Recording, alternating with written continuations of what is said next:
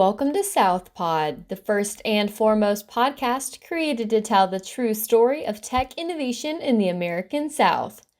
Southpod is hosted by John Yerian and Stanfield Gray and produced by Dig South Tech Media. Dig South Tech Media is the South's tech hub, the place where leading global brands connect with the most scalable startups. Visit us at digsouth.com and follow us on social media at Dig South. This episode of Southpod was recorded as a part of the Dig South 2020 Virtual Tech Summit. It features Jeff Hillemeyer of Dragon Army. Now let's dig into Southpod with Jeff Hillemeyer.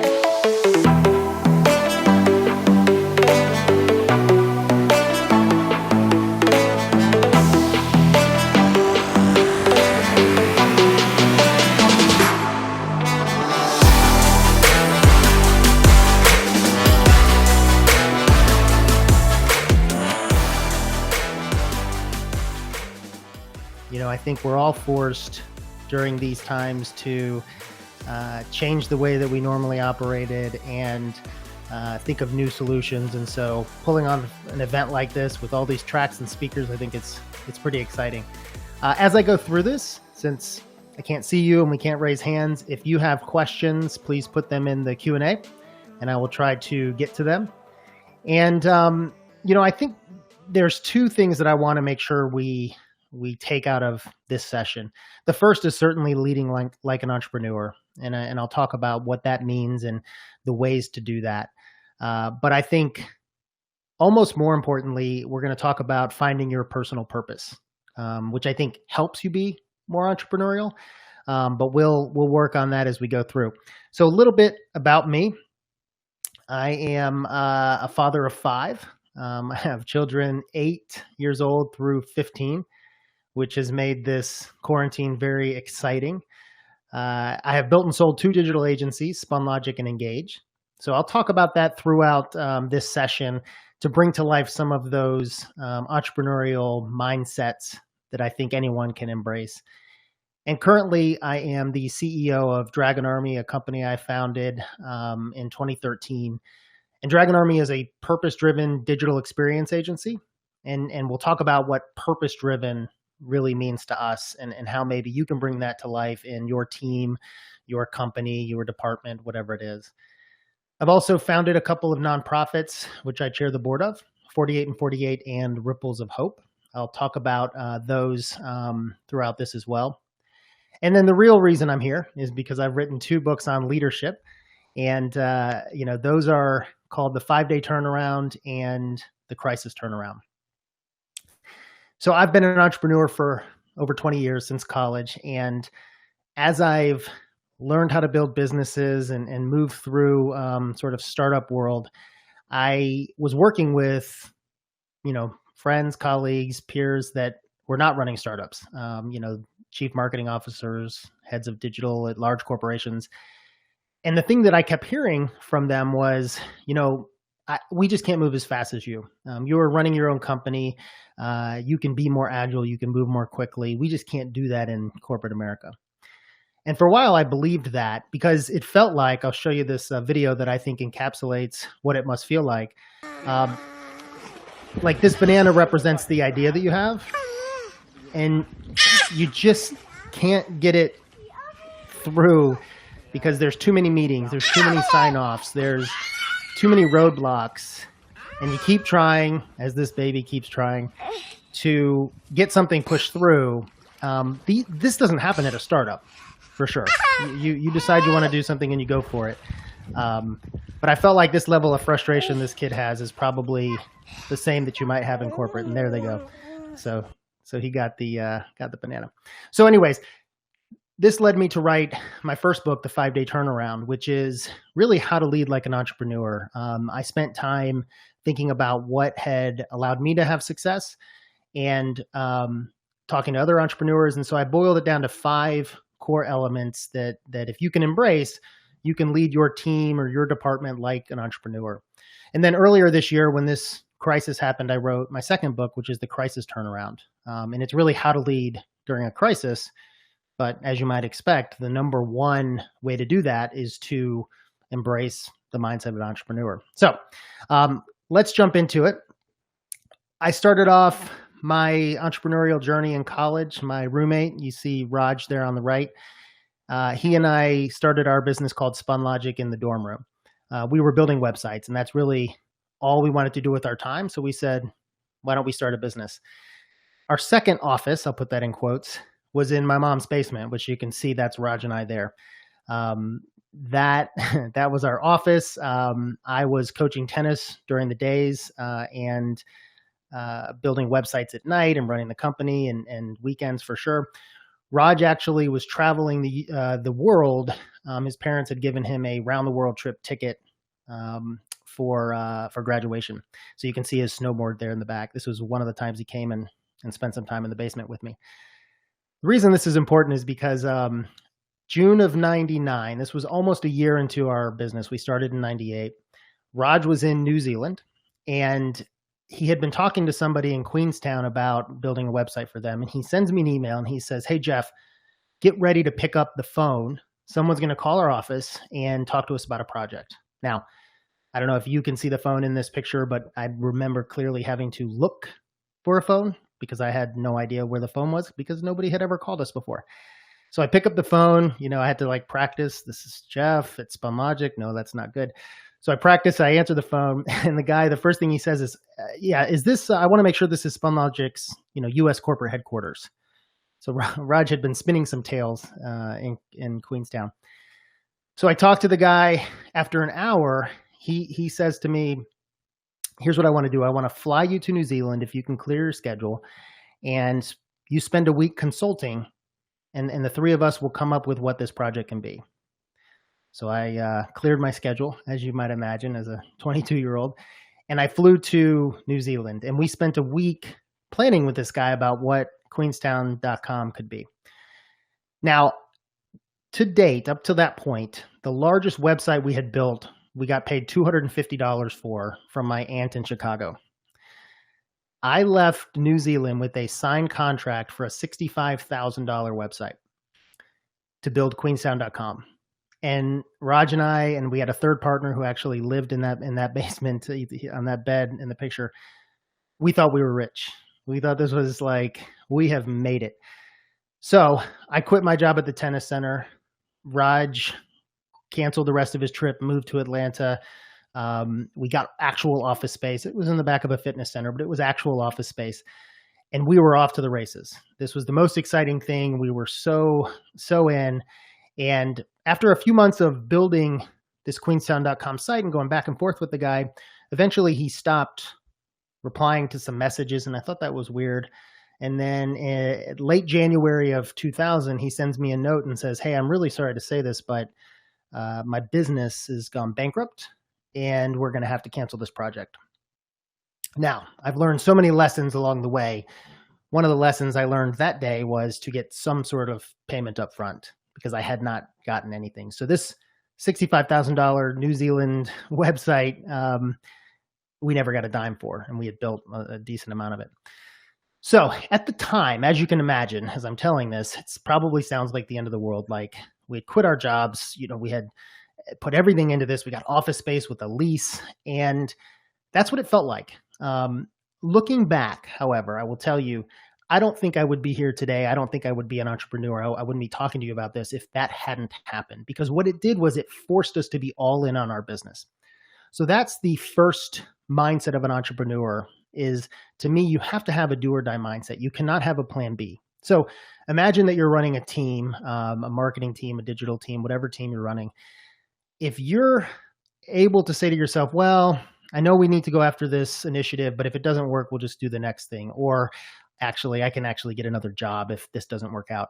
You're never going to do your best. So you have to sort of switch in your mind that this needs to work. As an entrepreneur, if it doesn't work, my business goes away, right? So I have to make it work. So that happened to us in 2000. And for the next 4 years, it was really hard. I racked up over $100,000 in personal credit card debt. We were scratching and clawing to do anything we could to get the business to grow, and it grew slowly. Then in year 5, we went to a big pitch. It was the biggest thing we'd ever pitched. We were maybe, 7 or 8, 10 people. And I always ask, I still ask this question today, but I always asked back then, you get an RFP with all these things that are supposed to be done in the proposal. But I always ask, what are you looking for in a partner, like person to person? Because there's ultimately somebody is making the decision and you want to know what's in their head, right? It's always not written in the RFP. So I asked that question at this big pitch. And she said, actually, that's a good question. You know what? There's an agency called the Chopping Block in New Orleans. And if I had the budget, I would work with that agency. I don't have the budget, so I'm talking to you and a couple other agencies. And so after I, got through that slap in the face, I asked the question, well, why them? And she talked about how creative they were and how amazing they were at ideas and all these things. So we did not win that account, but I remember coming back to the office and saying, how do we get people to talk about SpunLogic, our company, like that? What would they even say? And I realized that there was nothing we stood for. There was no focus for the company. So we spent months coming up with what is it we're passionate about. And we ended up landing on user experience. That to us, if we focused on the user first, that we would build the best products. And that was what we were most passionate about.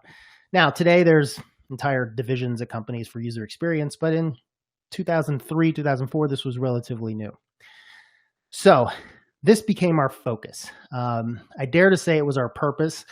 We didn't have that word back then. I'm going to talk about how I look at purpose today in a little bit, but that became our rallying cry. And from that point forward, everything started to work. The people we hired were stronger. Our retention was better. We won more accounts. So the first 5 years of our business, 99 to 2004, looked like this. We had that do or die mindset moment. We had slow growth. Then we found our focus. And from that point forward, we doubled for 5 straight years. We ended up in 2008 with 75 employees, close to $10 million in revenue. And I look back and it was because we finally found who we were. Okay. So for you, again, you may not be running a company. You may not be working at a startup, although it's really good advice for a startup too. I believe that your team can find its focus. So in the book, I talk about PVTV. You see it there in number 2, purpose, vision, tenets, and values. I'll talk about that a little bit more later, but that to me is what your team needs to feel grounded.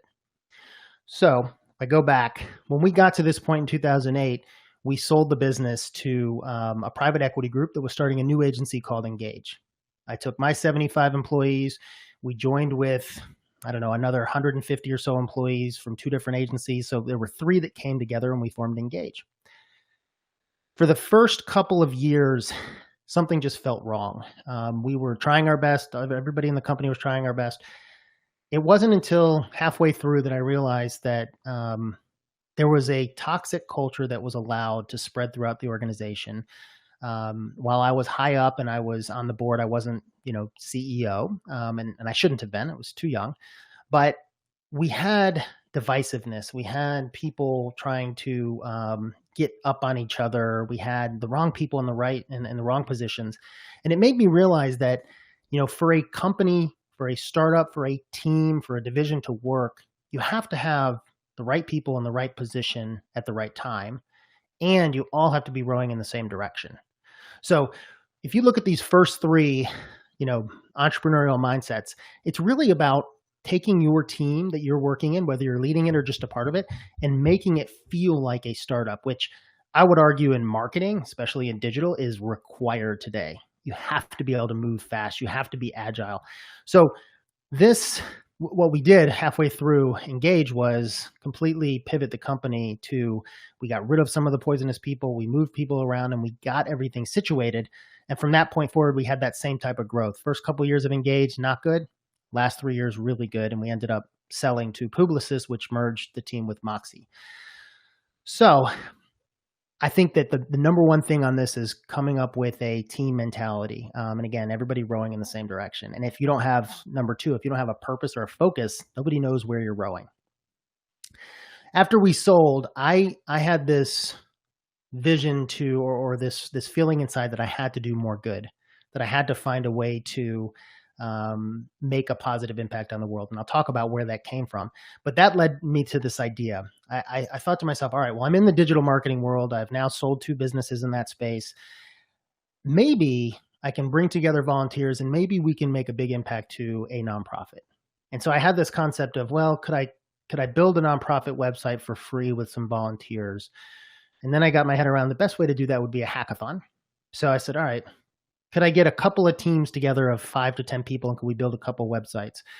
And then in my head, I said, well, I feel like that maybe, what if we had 4 teams? Could we build 4 websites? And I kept doing that math until I got to about 50. And I thought, all right, if I could pull off an event where we built about 50 nonprofit websites in a weekend, that seems just impossible enough to inspire people, but maybe also possible enough that we could actually pull it off. And because I'm a marketer, the idea became 48 and 48. 48 nonprofit websites in 48 hours. Could we pull this off? So in October of 2015, we put on our first event. I got a couple hundred people in the Atlanta community, and it looked like this, just to come together and see if we could build 48 nonprofit websites in 48 hours. As you can see, we had judges. That's actually Warwick Dunn, an Atlanta Falcon. We did his website, so he came and gave a talk. I'm wearing his jersey. And it was a great time, and we ended up getting it done. It was hectic and chaotic and crazy, but we got it done. It was toward the end of the event where the volunteers who were just completely just exhausted and had been working, 30 hours straight or whatever, that were coming up to me and saying, hey, I just want to make sure you get me on the list for next year because I don't want to miss out. And at that point, my co-founder and I were like, next year? All right, well, maybe this is something bigger. So then the next year we said, let's put this on in New York and Atlanta, because we didn't have a lot of contacts in New York at the time. If we can do it in a city that's not ours, maybe then this is something that can grow. So fast forward, now we're going into year 6. We've put on over 20 events. We've done a couple in London. We've built well over 800 websites. And the nonprofit is continuing to grow. And even during COVID, we're putting on virtual events. So the point there is that all that started with a small idea, this MVP, minimum viable product, which is a common startup trait, but it's something that I think teams and people working in corporate America need to embrace. It's okay to try something and see if it works. If that first event had just been fine, but nothing came of it, great. So I tried it. So this idea of moving at the speed of startup, I think, is critical, again, especially for marketers today. And then the last core component is welcoming failure. And I won't spend a lot of time on this because I think it's pretty evident, but it's my belief that if you're not failing, again, as a company, as an individual, as a team, then you're being driven by a need to avoid it, which means you're being too conservative. You're being too cautious. The only way great things ever happen in this world is by taking risk and taking chances. One thing I've heard, there are some companies that celebrate failure by having a big award quarterly or annually. Whoever made the biggest mistake, that didn't cripple the company, right? You have to make small mistakes and make lots of them. So I think there's ways you can embrace this concept, but you have to be okay with failure. Corporations and teams that are just like can't mess up or they feel like they're gonna lose their budget or whatever happens, they never achieve anything great. All right, that's part 1. I'm just going to see if there's any questions here. Let's see. So one question it looks like is around finding your PVT, purpose, vision, tenets, and values. So for Dragon Army, my company today, our purpose is to inspire happiness. That's why we exist. Yes, we build websites, we build mobile apps, we help with brand and content for our clients. But at the end of the day, if we're not inspiring happiness in each other, in our clients, and their customers, in the community, it's not living into our purpose. So we bring that to life in a few different ways. I'll just tell you, we find ways to always remind ourselves of our purpose, vision, tenets, and values. And in my first book, the 5-day turnaround, I dive deep into this. But every single company meeting, every leadership team meeting, we recite the PVTV. Our annual company meeting, which used to be a planning meeting, it's now a Inspire Happiness meeting where we look at our purpose, spend the whole day on it. How did we do this year? How are we going to do next year? So you really have to have an authentic purpose for your team or focus for your team or your company. And it has to come from the top and it has to be believed by everybody. So it takes a lot of work. Coming up with it is very difficult, but executing on it is the hardest thing to do. So I'm going to move into the second part of the presentation, which I think to me is really the most important. If you take anything away from my talk today, I would like it to be this: finding your personal purpose. So I'll start with this. At the end, when I sold Engage in 2013, I went through a leadership program that part of the program was a race awareness weekend. And for me personally, it was the first time that I was 31, 32. It was the first time that I really saw what my privilege as a human was. I had been living in a bubble where I was just working hard. I struggled. I had the credit card debt. I had all these things, but I didn't realize that I was benefiting from a society that was rewarding me because I was a man, because I was white, because I was straight, because I was Christian. I have no disabilities. Like everything that I am was a leg up. And I am embarrassed to say that I didn't see that until then. But once I did, I couldn't not see it. And I dedicated my life at that point to trying to write that, but also trying to make sure that anything that I did had to have an outsized positive impact. So that became my personal purpose, to have an outsized positive impact on the world.